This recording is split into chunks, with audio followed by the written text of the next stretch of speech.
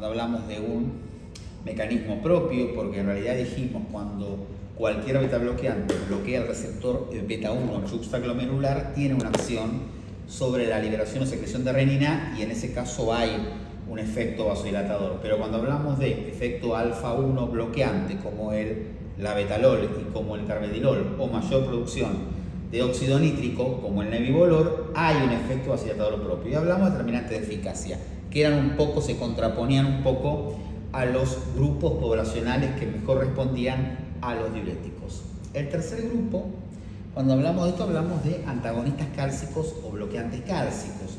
Tres cosas me parecen interesantes cuando uno habla de antagonistas cálcicos o bloqueantes cálcicos. Primero, la selectividad vascular.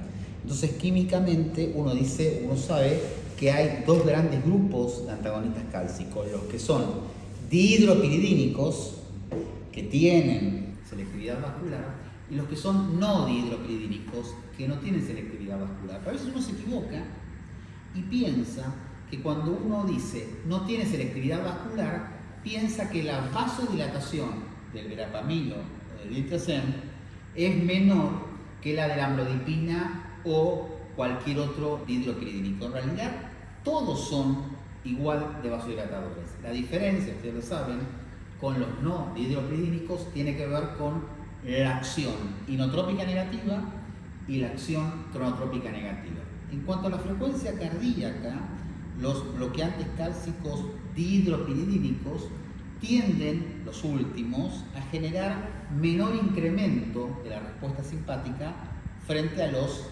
primeros, frente a, por ejemplo, a la nifedipina. La nifedipina es el paradigma cuando uno dice tiene un rebote simpático frente a una caída brusca de la presión arterial, se activa el simpático y tiene taquicardia refleja. La amlodipina o la bamidipina o otros bloqueantes cálcicos básicamente han perdido esa capacidad refleja, es decir, yo no quiero decir que no generan incremento de frecuencia cardíaca, lo que no generan es una taquicardia refleja tan característica como los de primer orden. La gran diferencia frente a los no de HP o no de hidropiridínicos es que el diltiazem verapamilo, y por eso se indica muchas veces, bajan la frecuencia cardíaca, además de tener una acción inotrópica negativa. El otro es el perfil vascular. Cuando uno piensa en bloqueantes cálcicos para indicar en un paciente como antihipertensivos, uno piensa quizá en el mecanismo que tiene que ver con resistencia vascular, es decir, yo pienso que este paciente tiene cierta vasoconstricción sostenida, bueno, el bloqueante cálcico es una muy buena opción. Yo pienso que este paciente tiene cierto grado de disfunción renal, el bloqueante cálcico es una muy buena opción. Yo pienso que este paciente puede tener algo de enfermedad coronaria, a lo mejor algo de vasoplasma coronario, el bloqueante cálcico es una buena opción. Los bloqueantes cálcicos son de primera elección en pacientes con enfermedad vascular periférica, por eso cuando uno habla de Raynaud, tanto de la enfermedad como del síndrome o como de la manifestación clínica, uno piensa en diltiazem. La contra a veces en los viejos, ¿por qué digo esto? Porque los determinantes de eficacia, los antagonistas cálcicos, responden más. Los viejos y la raza negra se asemejan a los diuréticos, los ensayos clínicos, y se diferencian un poco en los jóvenes o de raza blanca que responden más a los beta bloqueantes. Esto que los hace quizá de elección en un anciano, también en el anciano la toxicidad más importante es la cosa ortostática que puede aparecer si uno no va de menor a mayor con la dosificación. Eso me parece que es central. Lo otro es qué toxicidad. Yo tenía un profesor de fármaco en la facultad que decía que los bloqueantes cálcicos, a él no le gustaban los bloqueantes cálcicos, decía que los bloqueantes cálcicos se los definía como caballo de estatua, porque no te cagan, pero tampoco te llevan a ningún lugar, ¿sí? En realidad, si uno se pone rígido en cuanto a eventos y reducción de eventos en el manejo de la presión arterial, son bastante neutros los bloqueantes cálcicos, pero claramente no afectan el perfil lipídico, no afectan el metabolismo de los hidratos de carbono. Consecuencias directas o negativas de los bloqueantes cálcicos, ¿ustedes qué ven habitualmente? ¿Ven edema? Pueden tener edema. Vieron que el edema del bloqueante cálcico es bastante patognomónico, es bastante característico obviamente es un edema bilateral. Cuando uno ve edema unilateral y uno sospecha que es un antagonista cálcico, pero no le cierra porque es un edema unilateral, puede haber enfermedad venosa o arterial en algún sector, por eso no es idéntico, pero habitualmente son los dos tobillos que se ponen igual. En algunos pacientes puede tener rash, tienen algo de reacción alérgica al bloqueante cálcico. Esto se ve sobre todo en dosis altas, no con dosis de inicio, pero son drogas que se toleran bastante bien, que se pueden combinar muy bien con otros vasodilatadores. ¿Por qué? Porque el bloqueante cálcico, ¿por qué genera el bloqueante cálcico el edema?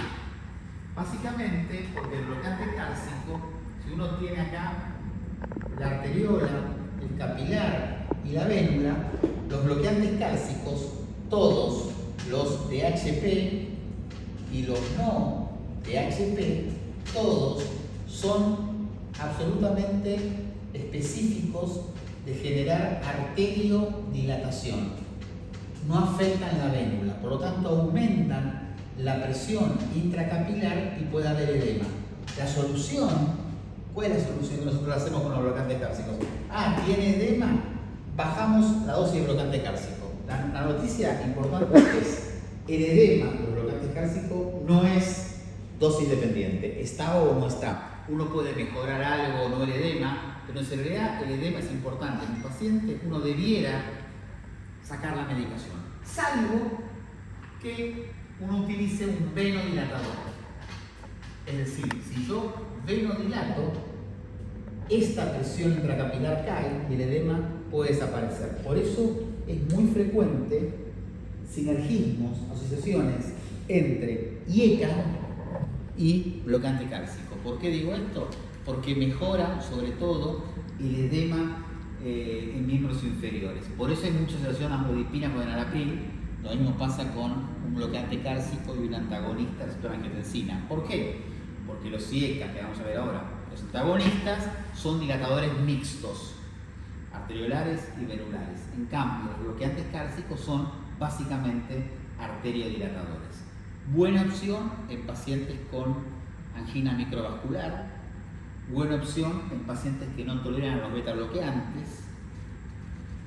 Ojo que hay pacientes que toleran menos bloqueantes cálcicos. Existe el paciente que la acción inotrópica negativa del bloqueante cálcico la tolera menos que la acción inotrópica negativa del beta bloqueante. ¿Está bien? Pero de todas maneras son una buena opción en la enfermedad coronaria cuando el paciente no tolera el beta bloqueante. Inhibidores de la ECA. Los inhibidores de la ECA, tres cosas importantes. Primero, determinante de eficacia. Se parece mucho a la población del beta bloqueante. El beta bloqueante que responde mejor la raza blanca y los tipos más jóvenes, lo mismo ocurre con un IECA. Pero si ustedes agarran 200 viejitos y le dan un IECA en el consultorio para el manejo de la presión, el 70 o el 80% van a andar bien. ¿Sí? Por eso dijimos que, creo que de las diapositivas de las primeras de ayer, que la efectividad de esta primera línea es similar para cualquier grupo. ¿Por qué? Está cercana a un 70%. De 10 tipos, 7, 8 van a andar bien. Cuando yo asocio un IE con betabloqueante, un IE con diurético, un IE con bloqueante cálcico, un bloqueante cálcico con diurético, se da un 85 a un 90%. Entonces, la eficacia es mayor en jóvenes y en raza blanca, se parecen en cuanto a la población beta bloqueantes y ECA, se parecen en cuanto a la población diuréticos y bloqueantes cálcicos. Precauciones con inhibidores de la ECA. Básicamente, la única cosa importante con los inhibidores, ¿por qué digo esto? Con los inhibidores de la ECA, dos cosas. Primero, la hipotensión que puede producir la primera dosis. Es importante empezar con baja dosis. Desde el punto de vista farmacodinámico, las primeras tomas se asocian a un efecto vasodilatador que se obtiene más rápido, alcanza niveles plasmáticos rápidamente en la persona, y esto puede hipotensar aún con 2,5 o con 5 miligramos de enalapril o perindopril o ramipril o lo que sea. Pero más allá de esto, es raro como toxicidad. ¿Por qué digo esto? Todas las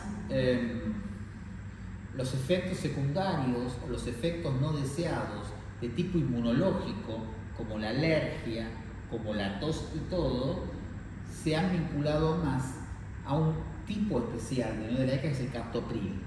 ¿Por qué? Porque el captopril, desde el punto de vista químico, es diferente del enalapril.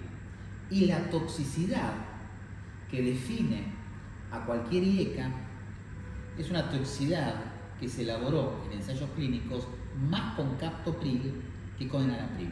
Básicamente porque la gran mayoría de estudios multicéntricos de farmacología básica en Estados Unidos se hace con captopril. Básicamente porque el captopril se usa bastante en Estados Unidos y casi no se usa en la Argentina. ¿Por qué digo esto? Porque a veces aparecen reacciones de tipo alérgico con los IECA. Esto es más característico del captopril y menos característico, lo encontramos menos en los IECA que existen en la Argentina. Los últimos, o enalapril como clásico. Y lo otro es la función renal.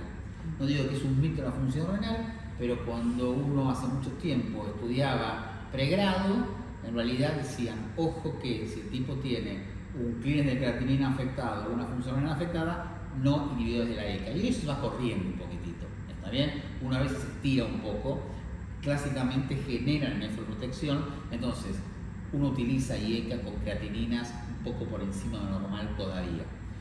¿Qué paciente puede generar una falla renal con IECA? Ese paciente que depende mucho, su filtrado depende mucho de la angiotensina 2. Y lo mismo ocurre con los antagonistas del receptor de la angiotensina. Depende mucho su filtrado del incremento de la presión de perfusión intraglomerular. Básicamente por esto, miren. Yo tengo acá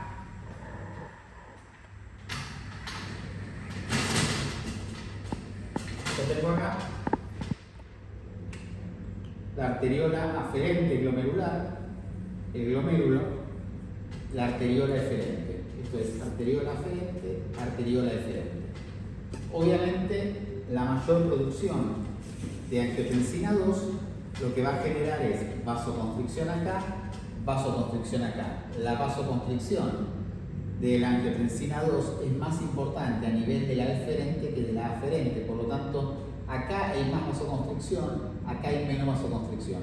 Cuando hay acá más vasoconstricción y acá menos, lo que hay acá es un aumento de la presión intraglomerular. Y esto me asegura cierta presión de ultrafiltración. Esta presión de ultrafiltración cae bruscamente, puede generar una falla renal aguda si yo vasodilato acá y vasodilato acá. Cuando yo doy IECA, lo que hace es, tiene más repercusión sobre la eferente que sobre la aferente. ¿Cuándo pasa esto? Pasa esto cuando yo administro IECA en un cuadro agudo de descompensación. A veces uno tiene clarísimo que uno le tiene que dar betabloqueantes a un paciente con insuficiencia cardíaca cuando está estable, cuando está compensado. Uno también le tiene que dar IECA a un paciente con insuficiencia cardíaca cuando está estable, porque si no puede generar esa modificación de resistencias vasculares intrarrenal que afectan la presión de ultrafiltración.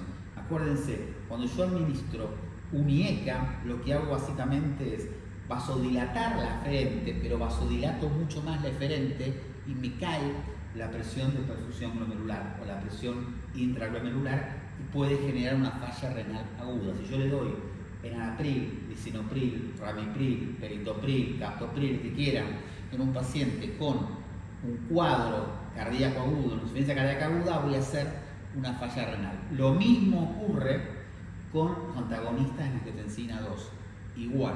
Por lo tanto, el problema de la función renal y los IECA, o el problema de la función renal y los antagonistas en angiotensina, tiene que ver con lo agudo del cuadro, lo crítico y lo agudo del cuadro, no en pacientes con cronicidad en la enfermedad. Es raro, salvo que el tipo haga un cardiorrenal, empeore su tasa de filtrado, aumenten valores de urea y de creatinina y uno con el tiempo tiene que ir sacando el IECA o el antagonista de la angiotensina. Pero si está cronificado el paciente, 2,5, 3 de creatinina puede recibir enalapril, puede recibir valsartán o losartán. ¿sí? El tercer punto importante, me parece, en cuanto a la precaución, en cuanto a lo farmacológico, tiene que ver con la hipertensión gestacional o la hipertensión inducida por el embarazo. ¿Por qué digo esto? Porque los IECA y los antagonistas de la angiotensina 2, los dos, son fetotóxicos, ¿sí? Generan malformaciones. Si una paciente hace hipertensión gestacional, habitualmente uno no le coloca IECA. Es más grave, es mucho más grave que la hipertensa previa esté tomando IECA o antagonistas y quede embarazada. ¿Por qué? Porque este fenómeno se ve en las primeras semanas de la gestación.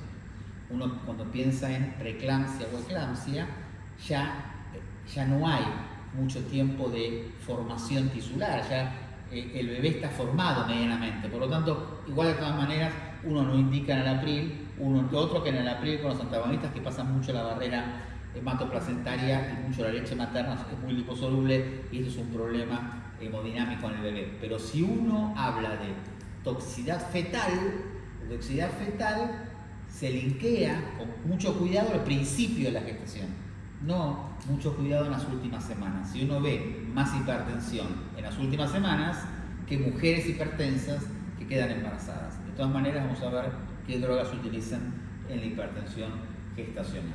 Y cuando hablamos de efectos hemodinámicos y metabólicos, tenemos que decir que el efecto principal, más allá de generar una vasodilatación arterial y venosa secundaria a menor producción de angiotensina 2, ustedes saben que la angiotensina 2 tiene vías alternativas de producción, tiene diferentes mecanismos de generación, y si el único mecanismo antihipertensivo de los IECA fuese generar menos angiotensina 2, este mecanismo vasodilatador sería de corto mediano plazo.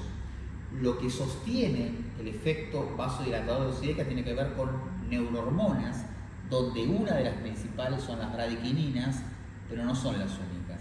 Por lo tanto, desde el punto de vista neuromodulador o metabólico, el IECA tiene más que ver en el efecto vascular protector en el largo plazo que en el agudo. En el agudo baja la presión inicialmente porque es como que se corta el chorro en la generación de angiotensina 2. Pero en el largo plazo la angiotensina 2 tiende a subir. Obviamente con IECA la renina tiende a subir, por eso una buena asociación es beta bloqueante y IECA.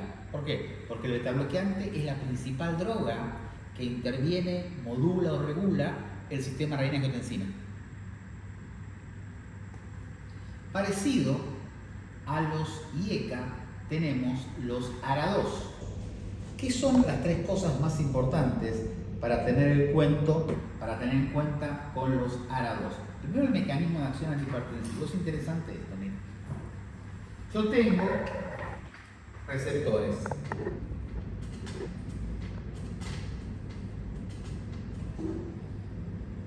Estos receptores son básicamente AT1, y acá tengo un AT2. Cuando yo genero normalmente la angiotensina 2, la angiotensina 2 tiene mucha mayor afinidad por AT1 y menos por AT2. Perdón, ¿Hola? No, soy yo, me llamas a mí. Listo. Bueno, chao. Bien. Entonces, la angiotensina 2, cuando puede elige AT1. Está claro. ¿Qué dicen los estudios de afinidad, estudios básicos de farmacodinamia? Que la angiotensina 2 tiene casi 30.000 veces más afinidad por AT1 que por AT2.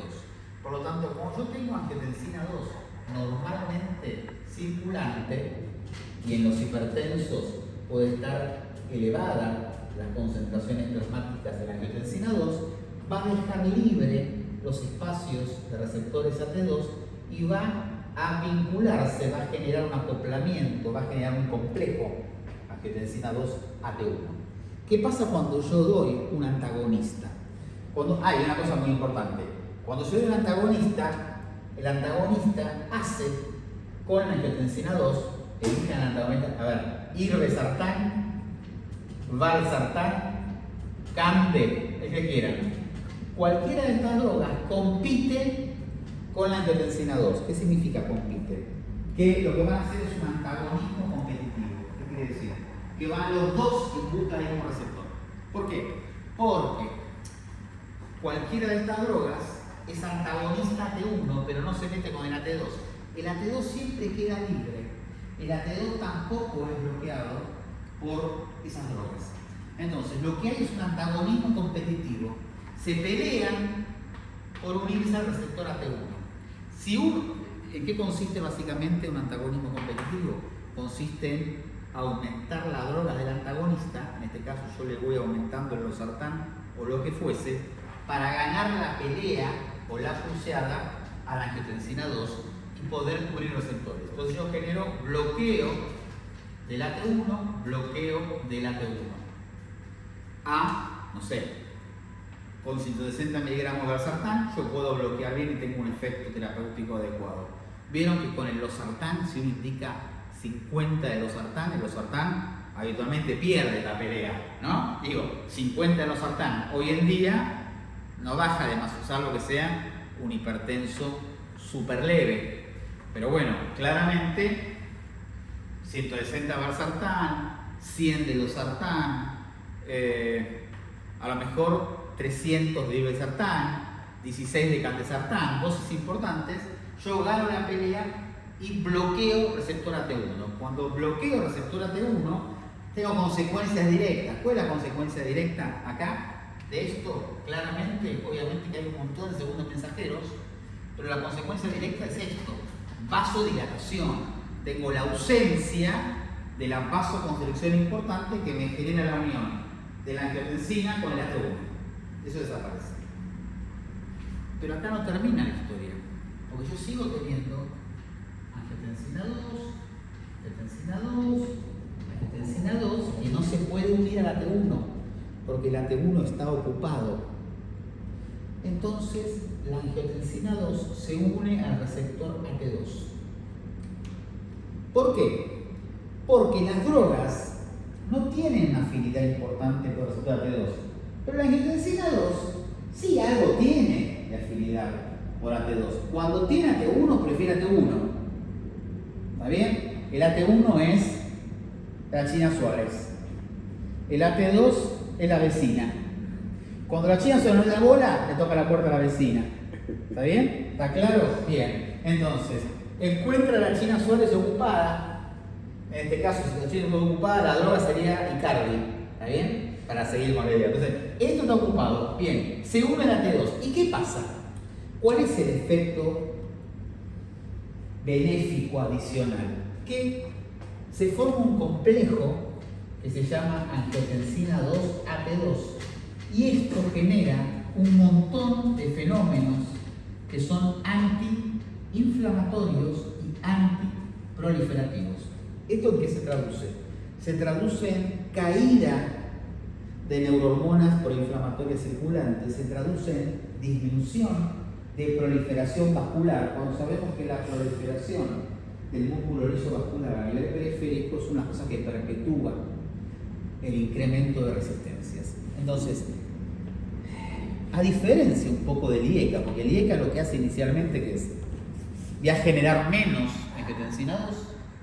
Ustedes ven en la curva de angiotensina 2 algunas semanas después del IECA que la angiotensina 2 tiende a subir un poco de vuelta, porque se obtiene, se importa de otros lugares y no tanto del sistema de angiotensina. Estas drogas lo que hacen es un efecto adicional beneficioso, que es interactuar con receptor AT2. Es más o menos como, lo vamos a ver cuando veamos que es muy interesante la clase de antidiabéticos, porque hay la parte más interesante de antidiabéticos es entender cómo actúa y cómo no actúa bien el receptor de insulina. Todo el secreto para entender antidiabéticos es qué pasa cuando el receptor insulínico actúa bien, qué pasa cuando se va al carajo el receptor insulínico. Ahí aparecen los problemas.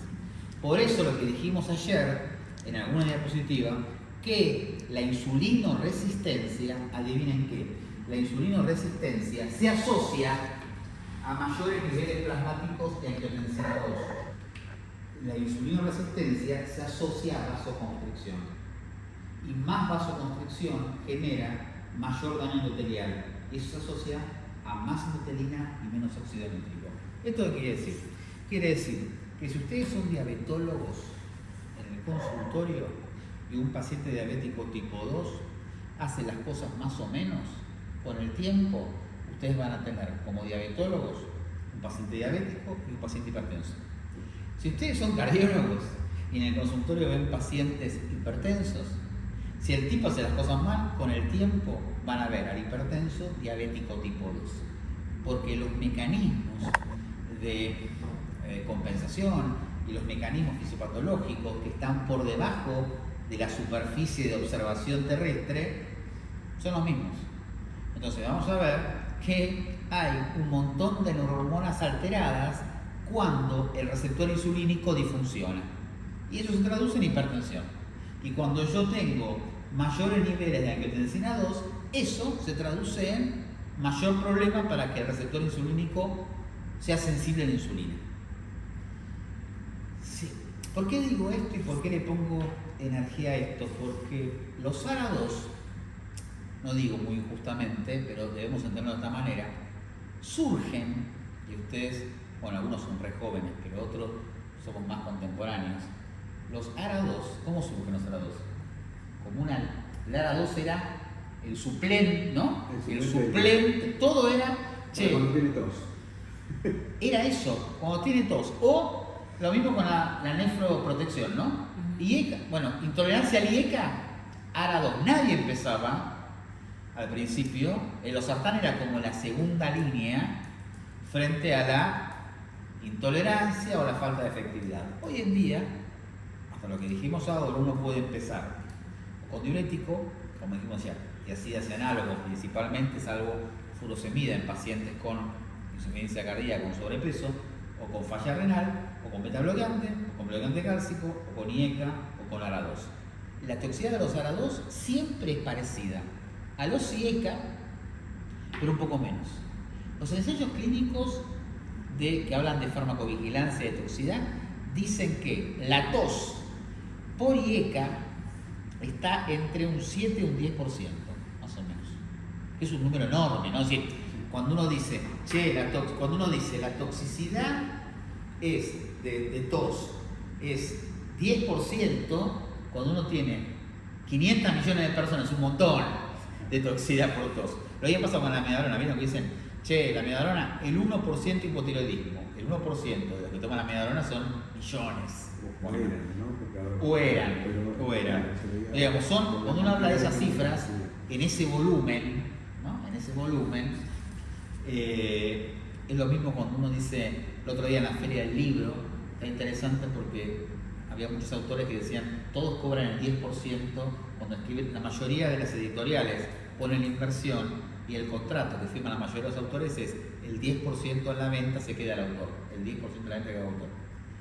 Pero no es lo mismo el 10% de García Márquez, ¿no? Claro. Que vendió 200 millones de libros, que el 10% de un tipo que vende 14 libros. Bueno, esto es lo mismo. Es decir, los porcentajes son altos, pero los antagonistas, en los ensayos clínicos más serios, hasta llegan a tener un 5%. Luego pones, ¿cuál es el ensayo clínico más optimista con enalapril? 7% de tos. El peor con ARA2, 5. No está tan lejos. El mejor, 7 con enalapril, el peor, 5.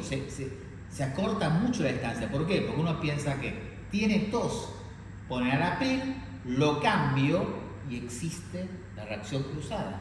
Si uno tiene mucha tos que motiva un cambio, probablemente tenga un porcentaje de chance de también tener tos con ARA2. Yo, como todo lo que trato de contar, antes lo pruebo, menos el fentanilo de HLB Pharma, digamos, eso no. Digo, yo soy hipertenso y yo, durante mucho tiempo, yo soy hipertenso, arranqué muy joven de hipertensión y yo tenía siempre un tono simpático elevado. Entonces, una droga buena para mí era el beta-bloqueante, la verdad es esa. Entonces, empecé con carvedilol, pero el carvedilol, que es un gran antihipertensivo, A mí no me trabajaba sobre un disparador que es la frecuencia cardíaca, es el carvedilol. Ustedes saben, es un beta bloqueante, pero no es el cronotrópico negativo perfecto, lejos de serlo. Entonces yo mantenía niveles altos en reposo, en la frecuencia cardíaca 80, 90 en reposo. La presión más o menos bien, pero entonces lo cambié al atenolol. El atenolol me cambió todo. Pero el atenolol, después de un tiempo, ¿qué pasa? La presión arterial se reacomoda y uno empieza a tener de vuelta lo que a veces no le quiere creer a los pacientes, pero lo que uno lo tiene. Yo empecé a tener cifras no muy elevadas, pero empecé a tener algún registro de 140, 150, 90. Que antes, entonces dije, más atenolol no, porque la frecuencia cardíaca mía en reposo era 65, 67. Voy a hacer un clásico y empiezo con inhibidor de la ECA. No empecé, como todos los médicos, con valsartán, pero que está muy de moda. Le metí en enalapril, agarré el Lotrial, el viejo conocido, caja amarilla de reumas. Bien. Y el Lotrial, pero me costó, miren lo que es, ¿no? Yo esta charla la doy a hacer, es una locura la cabeza del médico paciente. Yo hablo de esto desde el año 95. Hago farmacología desde el año, no sé, hace 25 años. Bueno. Me costó darme cuenta que el Lotrial de la noche me daba un poco, no sé si era tos, pero me daba algo raro que yo no tenía antes. Pero no es que es obvio que es la enalapril, no me daba cuenta. Hasta un momento dije, pero pará, tengo la voz tomada, pero la noche era. Que los libros dicen que esto es más nocturno que otra cosa. Entonces yo dije, debe ser enalapril, pero enalapril me controlaba la presión, no lo cambié, porque no era terrible. Pero entiendo que puede ser muy molesto si uno toda la noche cuando se acuesta tiene todo esto. Hasta algo, le voy a decir algo que es muy loco. El atenolol de la noche, con los 2,5 de enalapril de la noche, algunas noches, hasta algo de, la palabra no es broncoespasmo, pero como alguna sibilancia había. Yo dije, vamos a ver hasta dónde llega. Ven esto. Con el tiempo se fue. No, con el tiempo se fue. Pero me llevó. ¿Por qué digo? ¿Qué está descrito en los libros? Que la tos de enalapril o de IECA tiene una cinética determinada. No pasa siempre. Primero, no aparece al segundo día. Y en muchos casos no dura. ¿Por qué es importante esto? Porque si yo esperé, se me fue completamente. No modifiqué no hice nada. No es que tomé el beta bloqueante, sigo tomando igual a la mañana. Beta bloqueante y ECA, a la noche beta bloqueante. No cambié nada. Y se fue. Pero llevó, los libros dicen más o menos 6 semanas, 8. Llevó semanas. ¿Por qué digo esto? Porque a veces, primero no lo pensé. Yo lo tomaba y yo no lo pensaba. Rechoto. Primero. Pero 2, uno a veces no tiene paciencia, porque el paciente dice, me tolera mal, tomen los sartán, ¿no? Veamos. Y la verdad es que, a ver, hay tipos que no toleran, si vos decís, yo 2 semanas toso toda la noche, ya está. Y si la peor combinación es, yo toso y la presión tampoco me baja del todo bien, más todavía. Pero en muchos casos, yo creo que si uno tiene paciencia, esto tiende a desaparecer. Es decir, hay una cinética del efecto secundario, que también puede aparecer, lo que pasa es que uno lo está esperando con el ARA2. El ARA2, el concepto, también genera falla renal. El ARA2 genera lo mismo, hasta puede generar algo de toxicidad, vieron que está descrito como una especie de digeusia con captopril y lo demás, también puede aparecer con el ARA2, por más que químicamente sea diferente. Bien.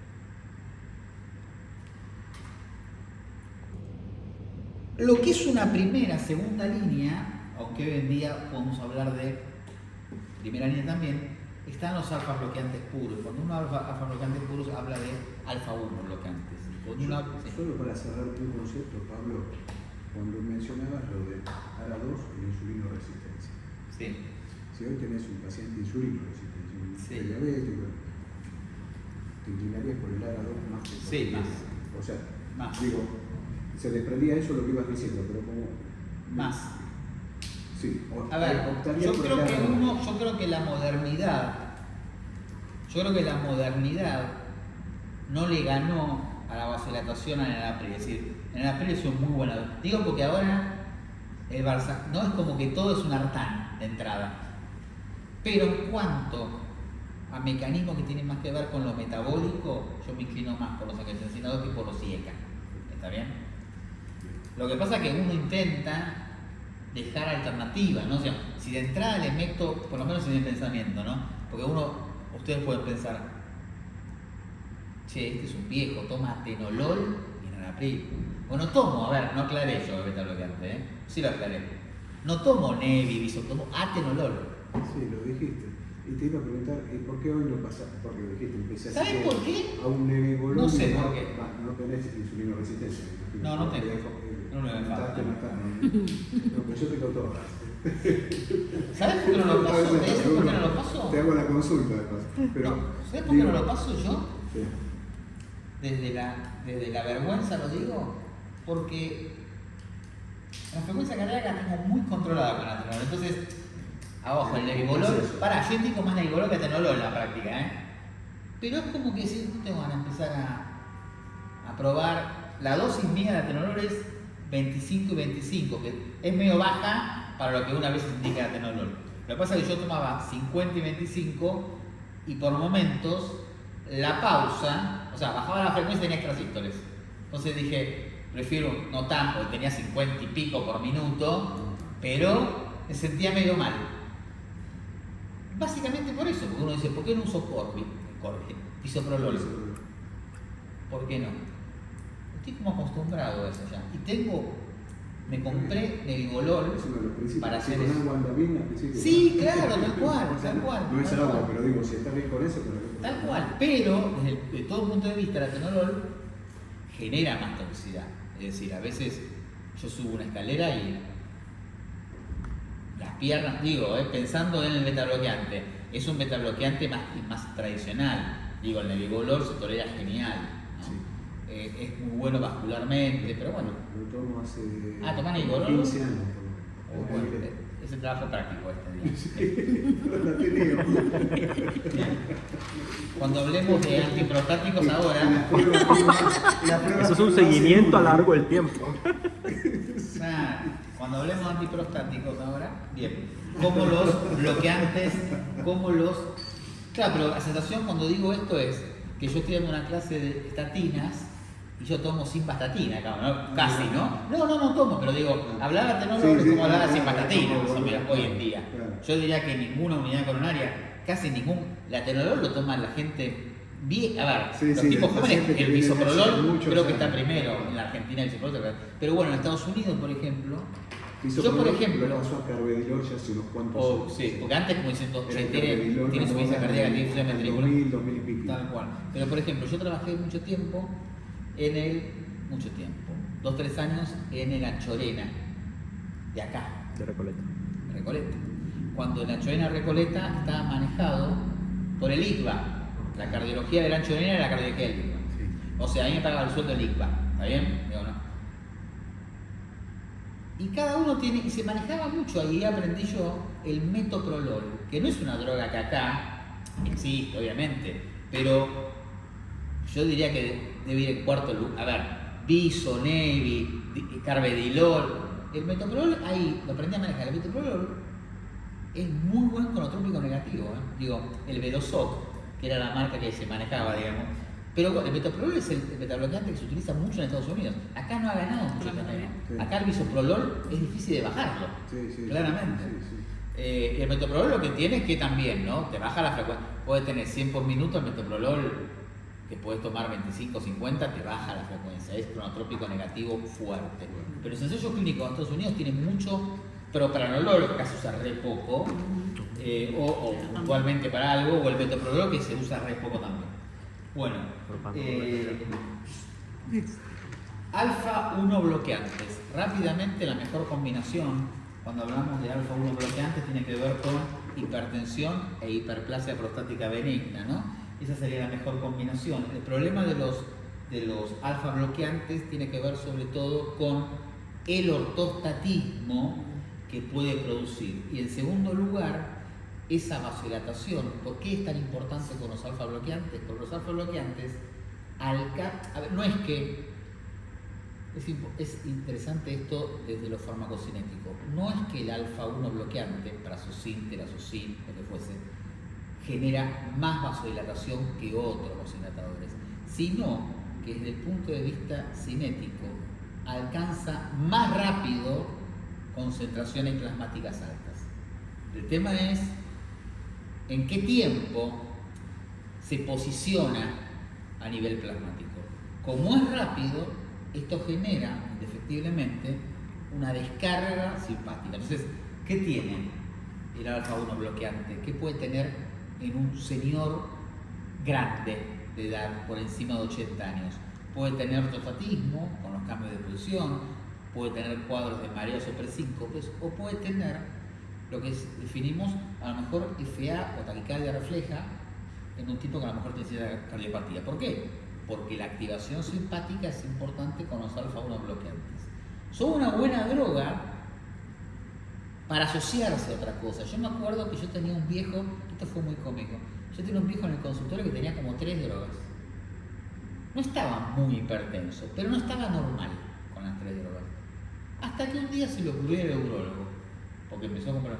Y el urólogo, sin preguntarle qué tomaba, le dio, no me acuerdo cuál de estos. Doxazocin Dale. es una de las combinaciones con Tamsu, ¿no? No, con finasteride también le dio. Dijo con finasteride también. Pero no importa, a ver, ni le preguntó si le vieron el urólogo que tiene turno a las 8, 8 y 5, 8 y 10 en el consultorio, 8 y cuarto. ¿Qué tiene? Tome esto, me hace más.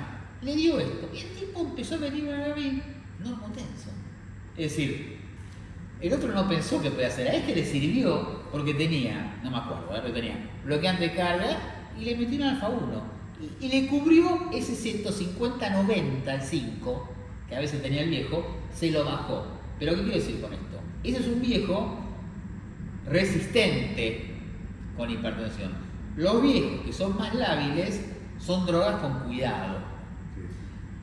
Desde el punto de vista farmacocinético se lo coloca a la noche. ¿Por qué a la noche? Porque, como yo les dije, los niveles alcanzan muy rápido a niveles plasmáticos altos. Entonces, vos, normalmente hay una pregunta de choice, a veces exámenes de residencia que pinta ser muy garca, pero que es muy fácil porque es para todas las drogas igual.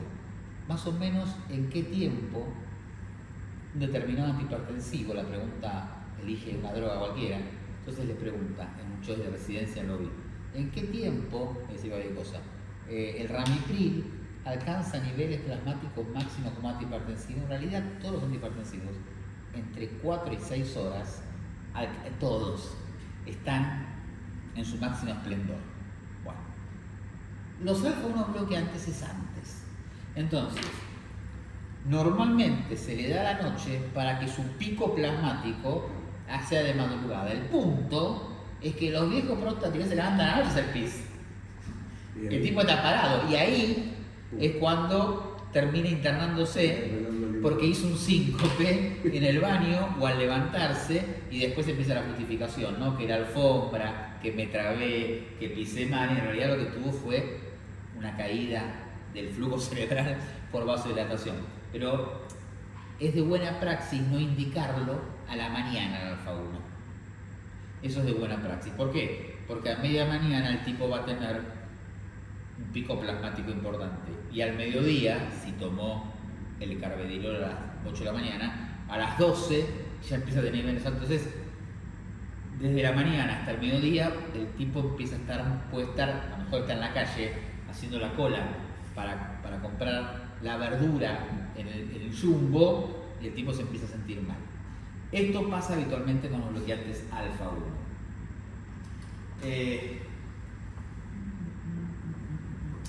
Una de las cosas que vimos ayer en una diapositiva, ¿qué decía? Decía que uno tenía objetivos para tratar la presión arterial, que uno de los objetivos que era claro era mejorar las cifras, los números, ¿no? Como se dice ahora. Che, la cosa no está mucho mejor, pero la inflación es del 1, no, pero la gente 1.5, 2, es decir, el número manda siempre. Entonces uno dice, che, no sé si le salvo la vida con esta medicación, pero tiene 12 y 8. También con ese criterio yo le doy a tomar jugo de limón en ayunas y a lo mejor tiene efecto antihipertensivo. Digo, El número es una cosa, pero no es lo único. Habíamos hablado de otras cosas. Lo otro era regresión de alteraciones estructurales. Y lo otro era bajar la monoinmortalidad. Bueno, los alfa-1 bloqueantes claramente mejoran los números, pero no tan claramente generan regresión estructural. La hipertrofia ventricular izquierda no mejora por un alfa-1 bloqueante y la reducción de la morbi-mortalidad no es tan evidente con alfa-1 bloqueante. Entonces, en el último consenso, los alfa-1 están en la primera línea de salida en la Fórmula 1, digamos. A ver, uno está en el consultorio, elige cualquiera de estas drogas. Si el paciente le va mal y ustedes tienen que ir a declarar al juzgado y ustedes eligieron cualquiera de estas de primera línea, no pasa nada.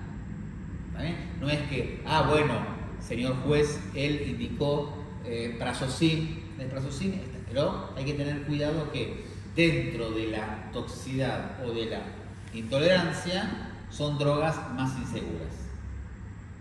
Hidralazina. La hidralazina, todo el mundo sabe, es un vasodilatador importante. Dos cosas con la hidralazina. La hidralazina tiene características que no están en todos los libros de farmacología, pero que empiezan a verse en los libros de medicina interna.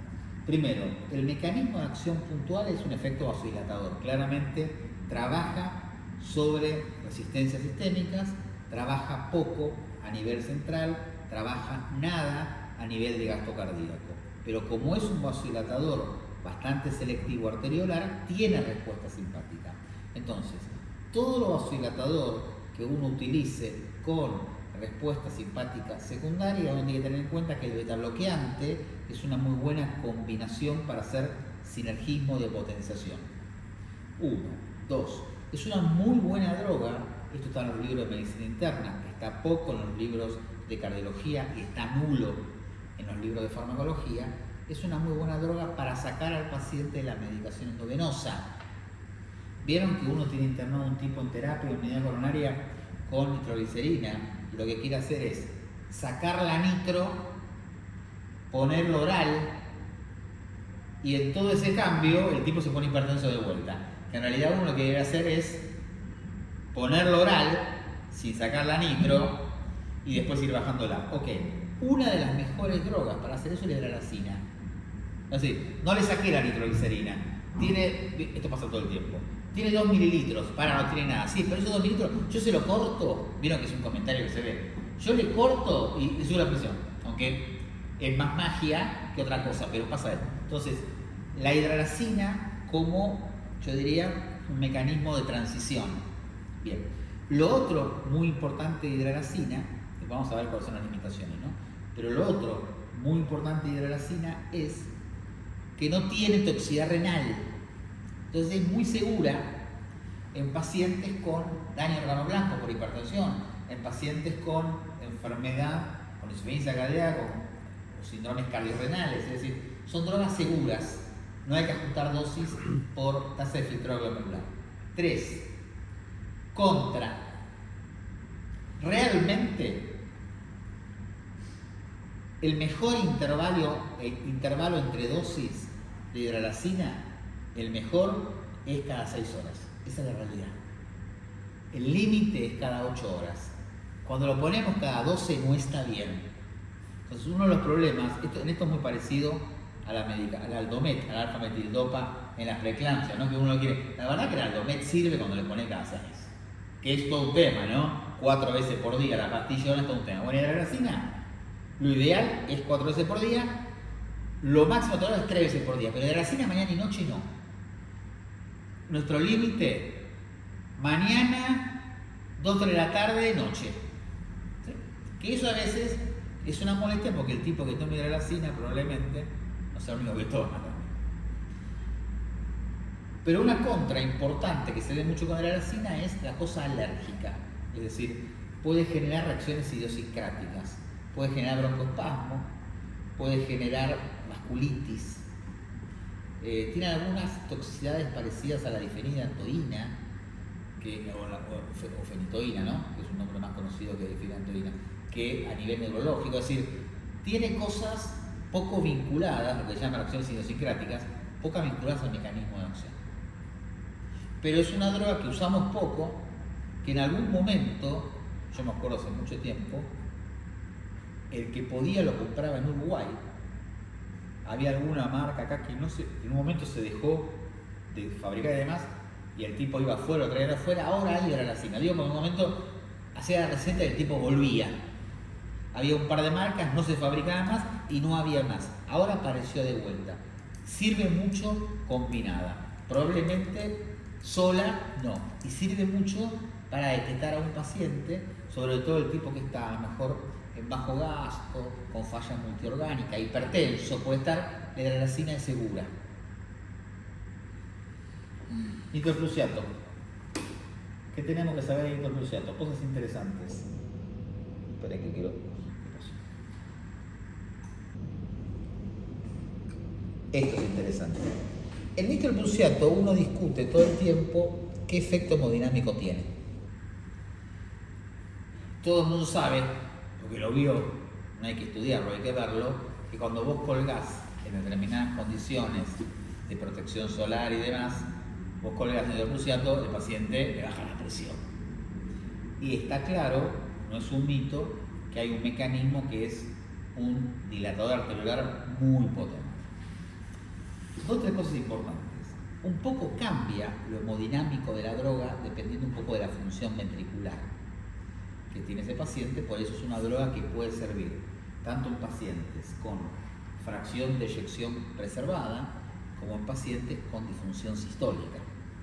¿Qué pasa? Cuando la fracción de eyección es normal, cuando el tipo tiene una función sistólica preservada, básicamente es muy importante la reducción de la precarga del hemodinámico.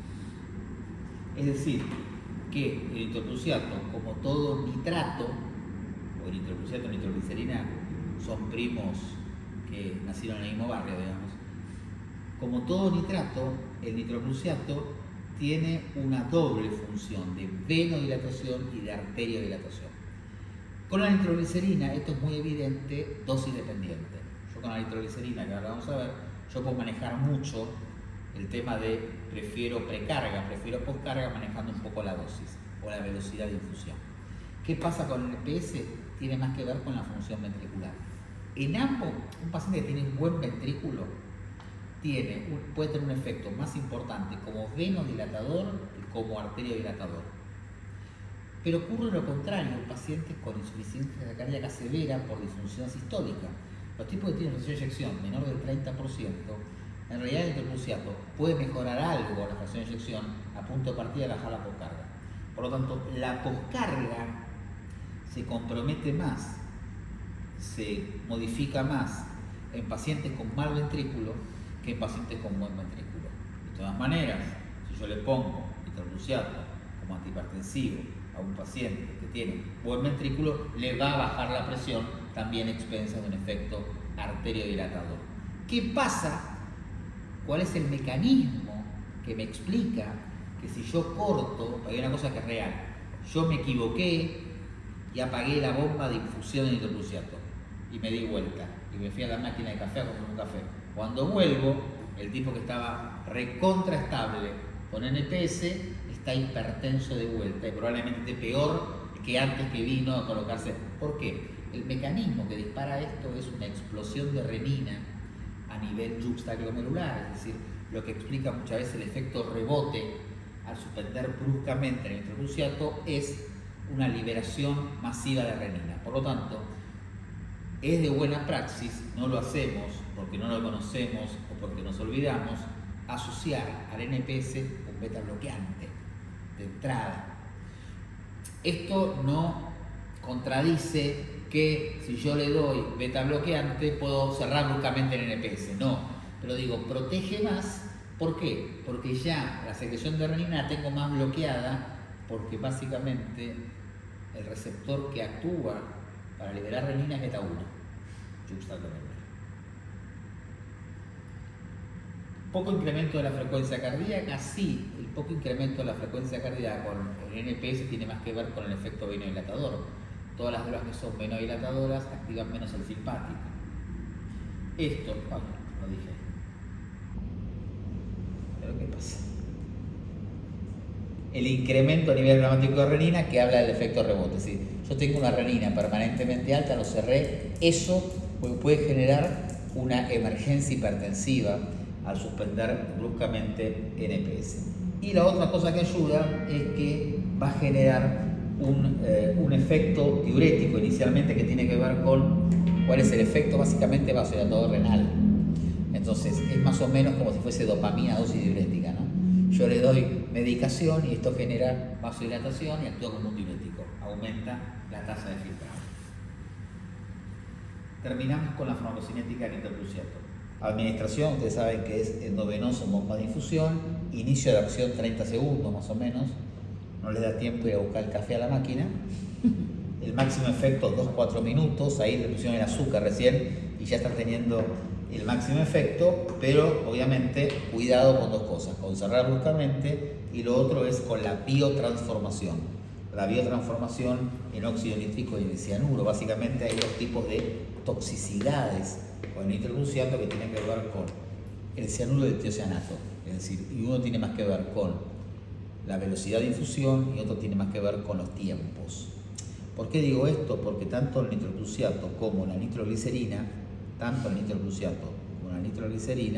hay que tener mucho cuidado con los tiempos de infusión. Los últimos estudios de nitroglicerina, es impresionante esto, hay estudios medio disruptivos de nitroglicerina que dicen que ese efecto que tiene que ver con la tolerancia de la nitroglicerina, esto lo vamos a ver cuando veamos nitratos, este efecto de la tolerancia a la nitroglicerina en realidad aparece mucho antes de lo que uno supone. Cuando uno hacía residencia, cuando uno empezó a estudiar esto, ojo, nitroglicerina a las 48 horas, 2 días era el tema. Bueno, y uno muchas veces dejaba nitroglicerina 4 días. ¿Por qué? Porque aparece esto, cuando lo quiero bajar, aunque no tengo nada, y aunque los libros te explican que hay un fenómeno de tolerancia, yo le saco esto, el tipo se pone hipertenso de vuelta. Entonces, siempre hay una cosa individual que justo tu paciente no tiene tolerancia, porque pasa esto. A ver, la cosa más disruptiva actual te dice que ya hay pacientes que a las 12 horas tienen, porque también existe, vieron que a nosotros no nos gusta generalizar, ¿no? Hay pacientes que a las 12 horas ya tienen fenómeno de tolerancia, es decir, hay pacientes que a las 12 horas no tiene efecto. Por lo tanto, yo se lo puedo sacar tranquilo, uno dice no le sube la presión, porque no va a tener efecto. Entonces, a ver, lo ideal sería que en las primeras 24 o 48 ya nadie tenga nitroglicerina. Porque lo que pasa con estos pacientes, eso sí está demostrado, que si vos le dejaste mucho tiempo nitroglicerina, cuando el paciente necesite de vuelta nitroglicerina, esos tiempos se acortan mucho más. Es lo que pasa cuando alguien toma nitrato sostenidamente para el manejo de la angina crónica estable. Cuando el tipo tiene una crisis, ese nitrato ya va a tener un fenómeno de tolerancia. ¿Vieron? Cada vez se usa menos eso de ¿qué toma? El Medocor diario, ¿no? Salvo, ¿qué paciente toma Medocor diario? El muy sintomático, ¿no? Sí, no puede ni caminar, tiene microvascular, 200 vasos, 500 estés, le pongo Medocor, le pongo ivabradina, le pongo, no sé, lo que quieran. Pero en realidad, el nitrato, el mononitrato, lo que fuese, en realidad es más salvataje, es más lo agudo que lo crónico. ¿Por qué? Porque desde el punto de vista farmacodinámico pierde potencia vasodilatadora coronaria. Bueno, por eso digo, hay trabajos últimos con la nitroglicerina que dicen, acortemos, el paciente mejoró, ya tengo que rotarlo. ¿Con qué lo rotamos? Por eso vinculé esto a la hidralazina. Lo podemos rotar a hidralazina, le puedo poner hidralazina. Vieron que cuando un tipo entra con hipertensión severa interna, casi no le dejamos nada bioral, le ponemos nitroglicerina. Ponele todo, ponele oral y endovenoso, en dosis plena oral, para que me permita en un día sacar la nitroglicerina. ¿Sí? Y lo otro que se ve últimamente cada vez más, no tengo la explicación para eso, puede ser por un tema de producción o de excipiente, Lo que yo veo cada vez menos, es la cefalea molesta, pulsátil, característica de los nitratos. O bien puede ser que la nitroglicerina la fabrica HLB Pharma, como el fentanilo, no sé, o no es. Vieron que hay lugares donde la amiodarona revierte más que en otros lugares, que también tiene que ver con, ¿qué amiodarona está comprando? Amiodarona se llama Genial, la amiodarona, esa que amiodarona es. ¿Viste cuando no te cardiovierte ninguno? Bueno, esto pasa lo mismo. Ninguno tiene dolor de cabeza, que antes era, no digo todos, pero si vos le ponías cierta dosificación, el tipo tiene indicación de suspender porque le rebota la cabeza, pero la mayoría tenía una sensación molesta que cedía cuando vos le cerrabas la medicación. De hecho, hay una película que, si a usted le gusta el cine, uno aprende mucho farmacología viendo series. Una de las películas de Tom Cruise, de Misión Imposible, cuando la mujer de él estaba viva,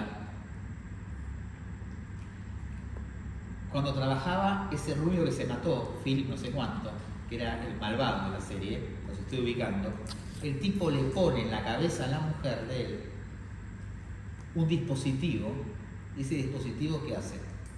Cuando el malo lo activa. Ustedes diciendo, está re loco este pibe, pero esperen que vamos a un lugar. Están pensando eso. Están pensando eso, están diciendo, me voy a la mierda de acá. No. El tipo, por algún dispositivo, liberaba nitroglicerina en la cabeza. ¿Y qué le pasaba a la mujer? Por momentos eran como descargas. Cuando el tipo lo activaba, eran unas cefaleas pulsátiles, que era, uno dice, uno aprende mucho, era nitroglicerina intracerebral, digamos, ¿no? Pero el mecanismo por el cual le hacía daño era ese, el dolor de cabeza. Entonces, todo eso hoy en día, por eso tiene mucho que ver, y después hay otra buenísima donde le ponen bloqueante neuromuscular a un tipo y hasta que no confiesa algo, no lo antagonizan.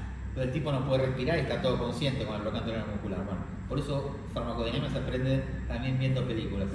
Eso uno no lo ve tan frecuentemente con la nitroglicerina hoy en día. O viene licuada, o viene mezclada con Sindor, no sé. Con algo viene, pero viene como más light, digamos, ¿no? Yo cuando fui a la residencia, no digo todos, pero la mitad de las personas estaban en el primer día, paños, ketorolac, ¿no? Tramadol, qué sé yo, dolor de cabeza que se iba o se cortaba. Había mucho antagonismo de eso. Es un dolor que responde a suspender el efecto vasodilatador meningio. Básicamente lo que genera es un efecto vasodilatador de meninges. ¿Dudas? El iPhone es lindo para, o sea, pasaste el Aldomet, pero no